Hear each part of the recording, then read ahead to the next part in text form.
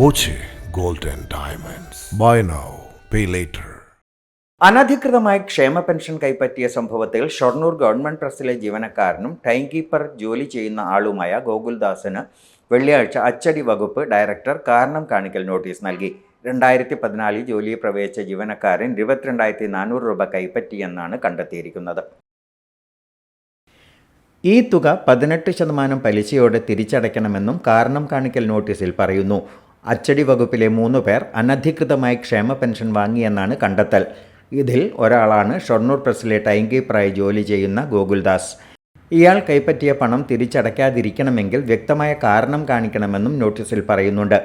ഈ കാര്യത്തിൽ അച്ചടി വകുപ്പ് ഡയറക്ടറേറ്റിൽ നിന്നുള്ള നിർദ്ദേശത്തിനനുസരിച്ച് കാരണം കാണിക്കൽ നോട്ടീസാണ് നൽകിയിരിക്കുന്നതെന്ന് ഗവൺമെന്റ് പ്രസ് അധികൃതർ അറിയിച്ചു. ക്ഷേമ പെൻഷൻ നൽകിയ വിവരങ്ങളിൽ അക്കൗണ്ടിലേക്ക് നിക്ഷേപിച്ചതായും കൈപ്പറ്റിയതായും രേഖയിൽ കാണിക്കുന്നുണ്ട്. അതേസമയം ജോലിയിൽ പ്രവേശിച്ചതിന് ശേഷം ക്ഷേമ പെൻഷൻ കൈപ്പറ്റിയിട്ടില്ലെന്നും ഇതിന്റെ വിവരങ്ങൾ കൈമാറുമെന്നും ഗോകുൽദാസ് പറഞ്ഞു. Time kids pre school, Mannannur road, Vaniyamkulam. Dot view news. കാഴ്ചകളാണ് ലോകം, കണ്ടു തുടങ്ങുക.